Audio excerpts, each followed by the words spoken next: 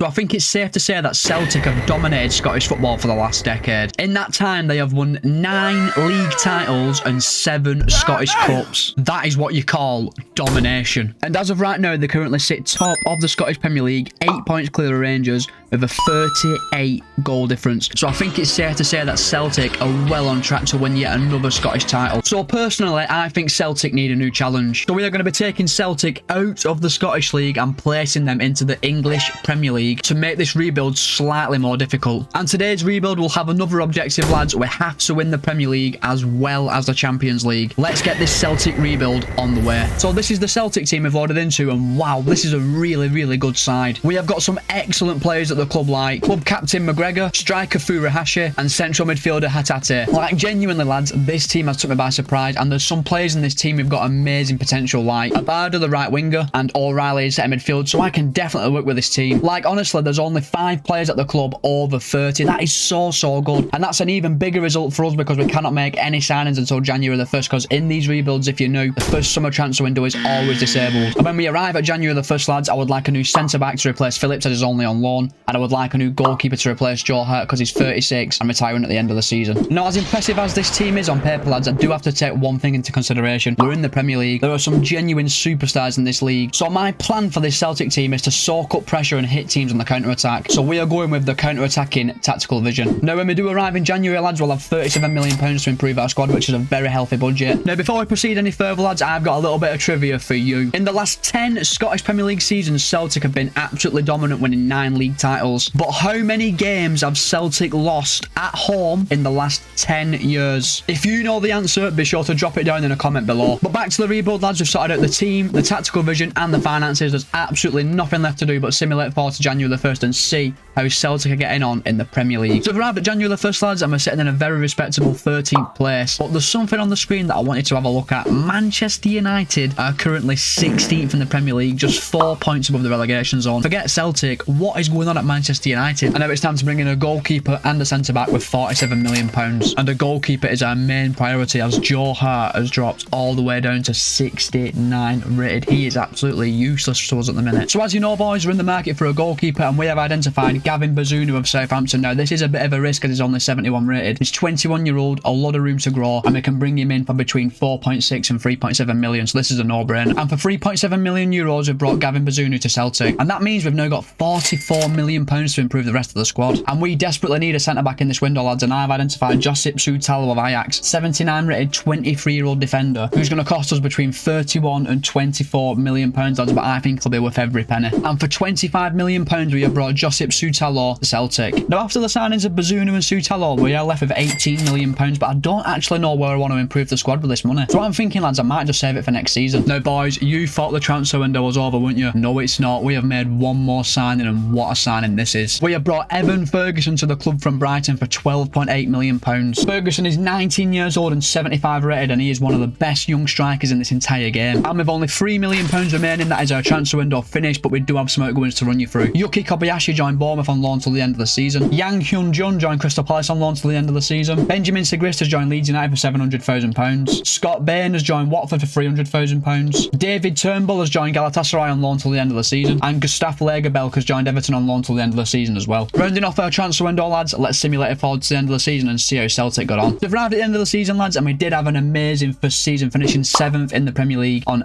58 points. Just 3 points off a Europa League spot, lads, so that is an amazing first season in the Premier League. We made it to a very respectable 5th round of the FA Cup, getting beat 5-3 by West Ham, and we were knocked out of the Carabao Cup in the 4th round by Chelsea on penalties. So all in all, lads, an excellent first season in England. Now, looking at the team, lads, we've had multiple players reach 80 rated in Sutalo, O'Reilly, Hatate and Kyogo. So all in all, lads, I'm very impressed with this Celtic team, and we've got a really good foundation now to build next season. In terms of stats, lads, our best player was Kyogo, getting 30 goals and 4 assists. He had an excellent first season in England, but he did score the majority of our goals, as Palmer chipped in with 13 and Abada chipped in with 12. But after that, lads, not many contributions from the rest of the squad. Going into next season, lads, I definitely want to start improving the left side of our team, so our left back position is a priority, and I might even look to improve the left winger position as well. And unfortunately, lads, we'll be saying goodbye to Joe Hart, Paulo Bernardo and Nathaniel Phillips at the end of the season. We've arrived in season 2, lads, and we've got a very healthy £67 million to spend. Now, we already know we want a left back, lads, but I've had a bit of a change of heart. I'm going to bring in a CDM to replace Callum McGregor, as he's 32 years old and 79 rated. Now, as we know, lads, we are in the market for a left back, and I've identified Kieran Tierney of Arsenal, who actually started his career with Celtic, and we're going to bring him back to Celtic Park, and it's going to cost us between 29 and 23 million pounds. And for 23 million pounds, we have brought Kieran Tierney back to Celtic. Now, lads, as you know, we're in the market for a centre defensive midfielder, and we have found the man for the job. Cheek Doucouré of Crystal Palace, a 24-year-old, 80-rated CDM, who's going to cost us between 23 and 28 million pounds, lads, so we can definitely make it happen. And we have brought Doucouré to Celtic for 23.5 million pounds. Now, after the signing of Doucouré, lads, we are actually still left with 38 million pounds. But you know what? This team is very, very young, and it's developing very fast, so I'm actually going to give these lads a chance till January the 1st to develop and see where they can get us in the league table. Then if we're in trouble in January, I can use that 38 million pounds to bring a new player in. We've reached the end of the transfer window, lads, and we have got some outgoings to bring you up to date with. Michael Johnston joined Bologna for 2.5 million. Orhian Gyo joined Nottingham Forest for 7.9 million. Rocco Vata joined Luton on loan for the season. Odin Thiago Holm joined Club Brugge on loan for the season. Tomoki Iwata joined Sporting CP on loan for the season. Adam Montgomery joined Norwich on loan for the season. Alexandro Bernabei joined Crystal Palace on loan for the season. And Yuki Kobayashi joined Ajax on loan for the season as well. I think it's vital that we get players who aren't going to be playing for us out on loan so they can get minutes and develop into even better players. Now let's simulate forward to January the 1st and see how Celtic are getting on. So we've arrived at January the 1st, lads, and we are currently sitting 5th in the Premier League table. We could not have dreamed for a better start to the season, and that's just shown when you look at the starting 11. Only Bazunu and Palmer are under 80 rated in the starting 11, and even in the starting 11 now we've got some players like Sutalo and O'Reilly who've already 82 rated. We've got a very, very good young squad that's growing rapidly, lads. Now we do actually have 38 million pounds, and it almost feels wrong for me to not spend it. So that leads me to the question, where do I bring a new player in and who do I replace? Well, I'm looking to the first team and I'm looking at Palmer. He's 78 rated and 24 years old, meaning he has got some room to grow, but I think we can bring someone better in than him. I need him to do this every single rebuild. I didn't realise that Rio Hitate, when I give him a new deal, inserted a release clause into his contract unless the City have met it, and I've just been surprised with this message that he's left the club. So that means that with the money we've got, plus the money that's coming in from the Hitate deal, we need to bring in a new centre midfielder. But it's not all doom and gloom, lads. We've got 70 million pounds to bring in a replacement. So we have identified the man we want to bring to Celtic to replace Hitate, and it is Kwadio Kone, an 81 rated 23-year-old French centre midfielder who's currently playing for Sassuolo. He is unbelievably well-rounded, lads, and it's going to cost us between 38 and 47 million pounds to make the deal happen. And for 45.7 million pounds, we have brought Kwadio Kone to Celtic, leaving us with 22 million pounds, which we're going to save for next season. Well, that is our transfer window finished. Hitate out, Kone in. Now we're simulating forward to the end of the season, and can we actually sneak into a Champions League spot? So we've arrived at season 2, lads, and we are playing Europa League football next season, as we have secured 5th place in the Premier League, just 3 points off a Champions League spot, scoring a whopping 71 goals in the process. Honestly, lads, I am absolutely buzzing with the progress we've made as Celtic, boss. We had a brilliant run in the FA Cup, getting all the way to the semi-finals, only to be knocked out on penalties by Chelsea. The Carabao Cup, though, wow, a bit of a disappointment. We were knocked out by Oxford United on penalties in the 3rd round. Looking at the team, lads, and oh my god, it is looking beautiful at the minute. The main growers being Doucouré, O'Reilly, Sutalo, Bazunu going by 6. You may see that Evan Ferguson is the focal point of the team. That is because we have made him our first choice striker, as he's now 79 rated, and he's got such good potential, lads, that he has to be playing. Now, going into next season, we definitely need an improvement on the left wing position, as Palmer is 25 years old and 79 rated. Now that we're competing in Europe, we need to start bringing some world-class players into the football club. In terms of the rest of the squad, lads, I'm really happy with everywhere else. I think everyone's going at a really good rate, and we're actually performing on the pitch. So I'm okay with just bringing one player in next summer. Our best player this season was Evan Ferguson, getting 23 goals in 32 games. That's a brilliant return for the young man. Then Abada chipped in with 15 goals, Matt O'Reilly 11, and Palmer 11 as well. But after that, lads, it does drop off a bit, so we do need to start adding some goals from the rest of the squad. So let's get stuck into season 3, lads, and see how we do in Europe. So we've arrived in season 3, lads, and just look at that. We have got 158 million pounds to improve our team. It's time to start bringing some world-class players to Celtic. Now, we already know we want to bring in a left winger in this window, but I also want to bring in a right back to replace Alistair Johnston. He's 80 rated and 26-year-old, so he's actually a good player at a good age, but I think we've got 158 million. We need to bring a world-class right back in to replace him. So, boys, our hunt for a left winger has brought us to Ryan Shirky of Stuttgart. 79 rated, 21-year-old, 5-star skill, 5-star weak foot. He is currently a centre attacking midfielder, but we are going to position change him to a left winger, and he is going to cost us between 33 and 26.5 million pounds, so we should have no issues getting this deal over the line. And we have wrapped up the deal for Ryan Shirky for 31.5 million pounds. Now, after the signing of Shirky, we're still left with 143 million pounds. We had a little boost to the transfer budget as we sold Alistair Johnston to Aston Villa for 20 million pounds. And now we have got an absolutely eye-watering sum of money to bring in a replacement right back. But, lads, I don't just want to blow every single penny on a right back. I might budget like 60 million max for a right back, then save the money. Let's keep building and building this transfer budget so we can just get whoever we want in future seasons. And our search for a right back has brought us to Pedro Porro of Tottenham Hotspur. 85 rated, 25-year-old and extremely well-rounded, lads. I think this would be an amazing signing. And it's going to cost us between 42.6 and 53.3 million pounds, so we should have no problems getting this deal done. And for 48 million pounds, we have brought Pedro Porro to Celtic Park. So after the signings of Shirky and Porro, we're left with 89 million pounds. And honestly, lads, looking at that team, I'm going to give all these players another chance to grow and impress me this season. So this is our transfer window officially done. And if we're underperforming in January, we've got 89 million pounds to sort out the squad. So our transfer window is finished, lads. We've had no further incomings and no further outgoings. All that's left to do is check our Europa League group. And our group will consist of Hoffenheim, Copenhagen and Apoel. So we should definitely get through that group, lads. Let's simulate forward to January the 1st and see if we did. So we've arrived at January the 1st, lads, and we're having a slightly disappointing season, currently sitting in 7th position. Only 5 points off a Champions League spot and 4 points off a Europa League spot. So it's not all doom and gloom, lads, but we could definitely be doing better. We absolutely smashed our Europa League group, lads, winning 5 from 6, not losing a single game and finishing on 16 points, and we are now into the next round of the Europa League. And we have got a whopping 99 million pound transfer budget. And looking at the starting 11, lads, Gavin Bazunu seems to have reached his max potential, as he's been 80 rated for absolutely ages now. And if we look to his development plan, lads, he's not going to grow till at least the end of the season. And there has been some interest in Bazunu, so I'm thinking, do we bring in a new goalkeeper in this window? And you know what, lads? Brentford have actually made us a very good offer for Bazunu, so I'm actually going to accept it. He's free to leave the club and we're going to bring in a replacement goalkeeper. So we've identified Bazunu's replacement, lads, and it's going to be Lucas Chevalier from Lille in the French league. He's 24-year-old, 83 rated, and he looks amazing on paper. And it's only going to cost us less than 30 million pounds, lads. And for 27.1 million pounds, we have brought Chevalier to Celtic. And you can't deny, lads, that team is starting to look seriously good on paper. So that's the end of the transfer window, lads. Only 1 outgoing and 1 incoming. We're now simulating forward to the end of the season, and I'm hoping for a strong finish to the season. We've reached the end of the season, lads, and it is not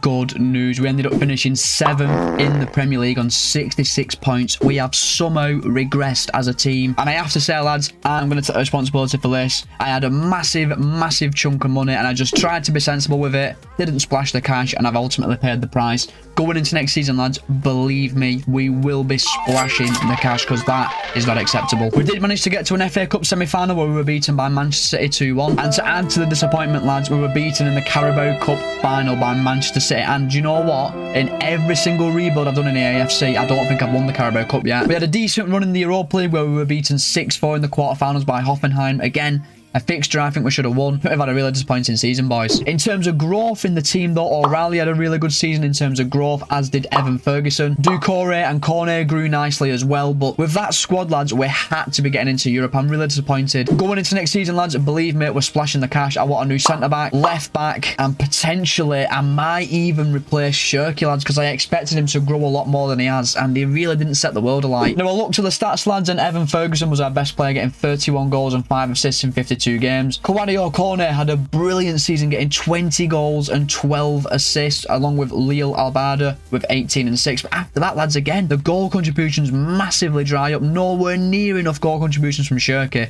So he's definitely getting replaced next season. So all in all, lads, a very poor season. Let's put it behind us, get into season 4 and correct the wrongs by spending some money. So we've arrived in season 4 and we've got 144 million pounds, and believe me, lads, we're spending every single penny. So the first position I want to improve this season, lads, is the centre-back position, and I am not even bothered. I'm going all out. I am bringing William Saliba to Celtic. He's only got 11 months left on his deal, so we can get in between 81 and 65 million pounds. He's 88 rated, 25-year-old, lads. Absolute no-brainer. Let's get him to Celtic Park. And for an absolute steal at 70 million pounds, we have brought William Saliba to Celtic. Now, lads, there's been multiple outgoings that I will run you through in a second, but we've got 152 million pounds in our transfer budget, and I really want to bring in a new left-back to replace Kieran Tierney. And I have identified the man, Nuno Mendes of Arsenal, 87 rated, 24-year-old left-back, and he's going to cost us between 102 and 82 million pounds. I don't even care, lads. I am spending the cash this summer. And for an eye-watering 90 million pounds, we have brought Nuno Mendes to Celtic. Now, after the signings of Saliba and Mendes, lads, we're left with 74 million pounds. Now, I did say I would spend every single penny of the budget this summer, but a quick glance to the league table, and we've gone 3 from 3 and only conceded 2 goals in 3 games on 9 points, beating City and Liverpool in the process. So I think this team deserves a chance given the start it's made to the Premier League season. But when we do get to January, we'll have 75 million pounds to spend. But surely now this team should have enough to at least get Champions League qualification. I mean, look at that defence. That's got to be one of the best best defences in the Premier League. Now, after last season's disappointment, lads, it was imperative that we got rid of some of the deadwood this season, and we have sold so many players. Starting off with a fan favourite, Kyogo. He's gone to West Ham United for £27.7 million.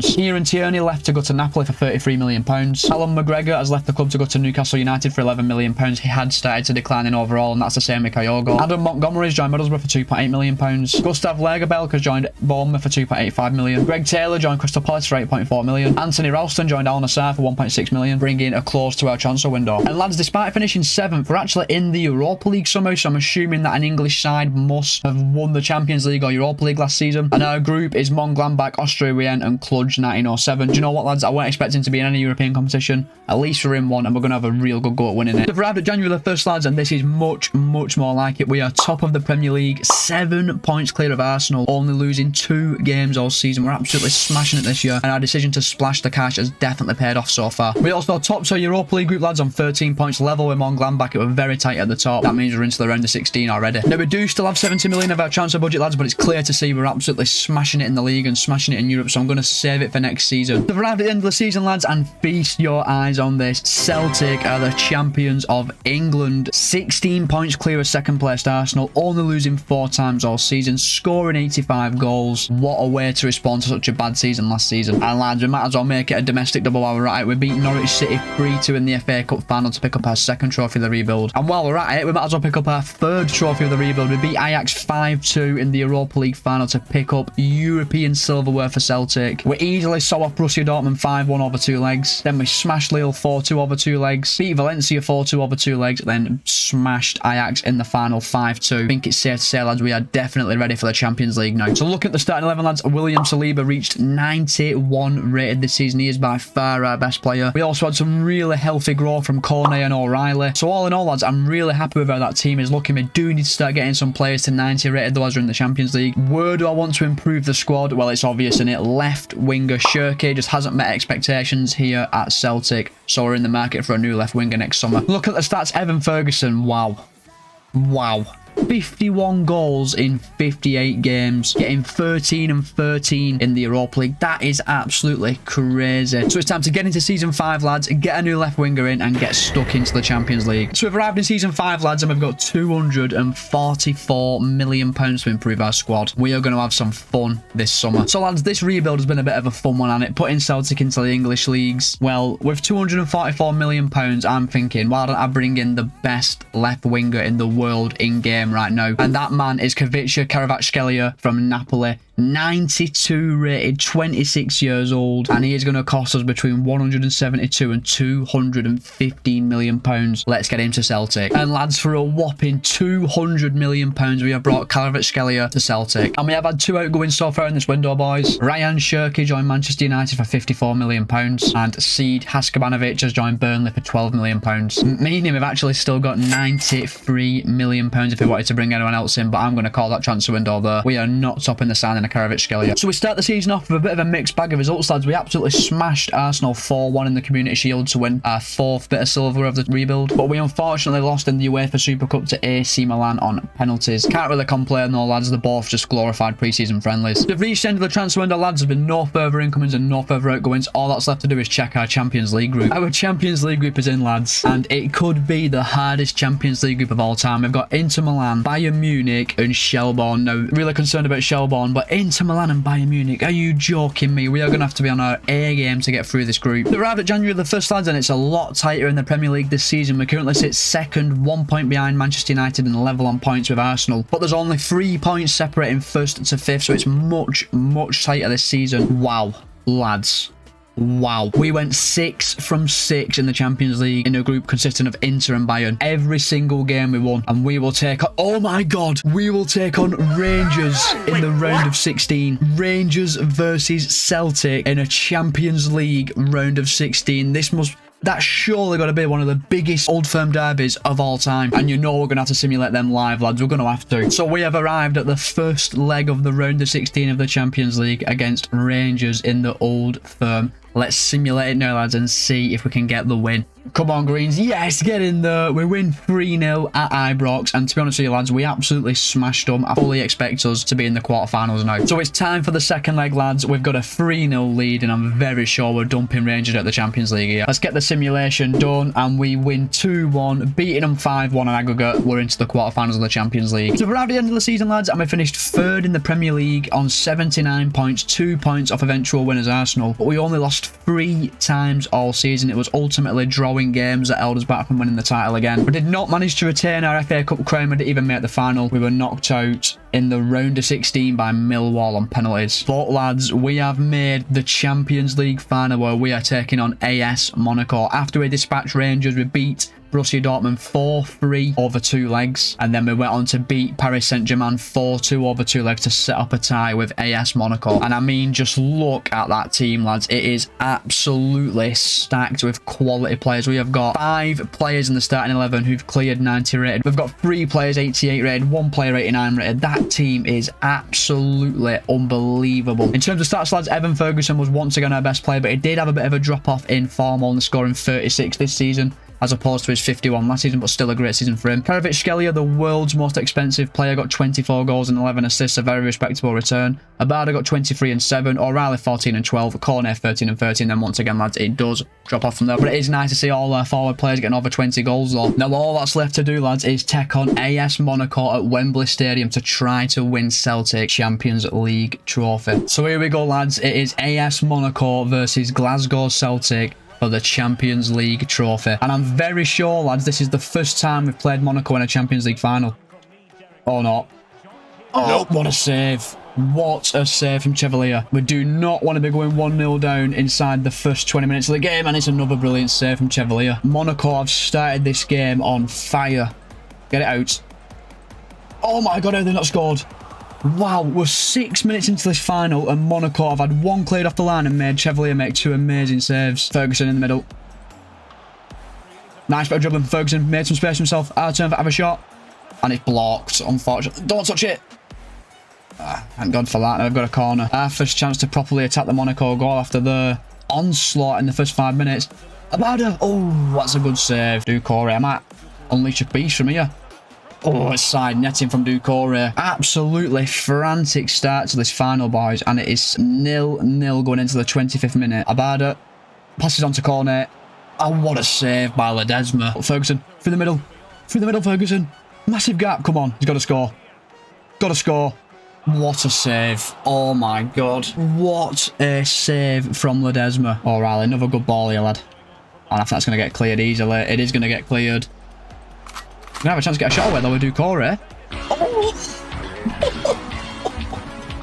Oh my god! Jake Doucouré from 30 yards in the Champions League final, and it is 1-0 to Celtic. Wow, that is the kind of goal that wins you a Champions League trophy. The ball just falls to him from a corner, they don't get out to him quick enough.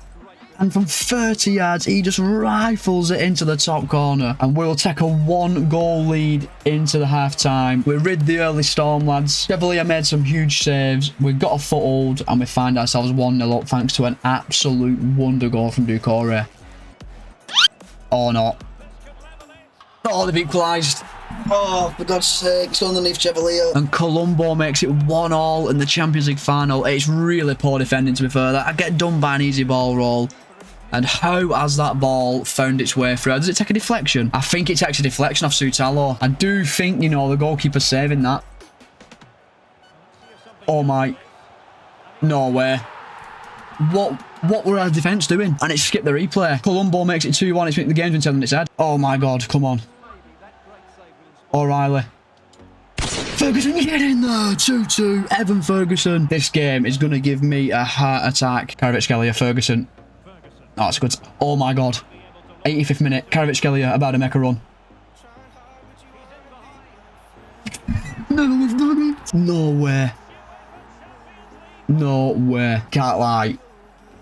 This has been the hardest Champions League final I've ever played. We've somehow managed to turn the game round. Kvaratskhelia, a £200 million man, gives us a 3-2 lead Comes from a defensive mistake and he just curls it past the goalkeeper. From 2-1 down to 3-2 up. What a final this has been. We've won it, lads. Get in there. I cannot believe how mad of a final that were. 1-0 up thanks to a Decore screamer. Colombo turns the game on its head and puts Monaco 2-1 up. And then Evan Ferguson and Kvaratskhelia strike in added time. Turned me into a robot, left me speechless when Kvaratskhelia scored. And all that's left to do is watch our day one O'Reilly, been here since season 1, lift the Champions League trophy for Celtic. And Celtic are the champions of Europe. And that's another rebuild successfully boxed off. Now, crazily, lads, the Rangers rebuild took 5 seasons to complete. And the Celtic rebuild took 5 seasons to complete. So I want to know in the comment section down below, which one do you think were more impressive? And I just want to say a massive thank you for watching the video, boys. If you could like the video, if you enjoyed it, that would really help me out. And subscribe to the channel, because we are getting close to 1.5k subscribers. That is absolutely crazy. So I will see you next Friday for the rebuild you've decided. Cheers.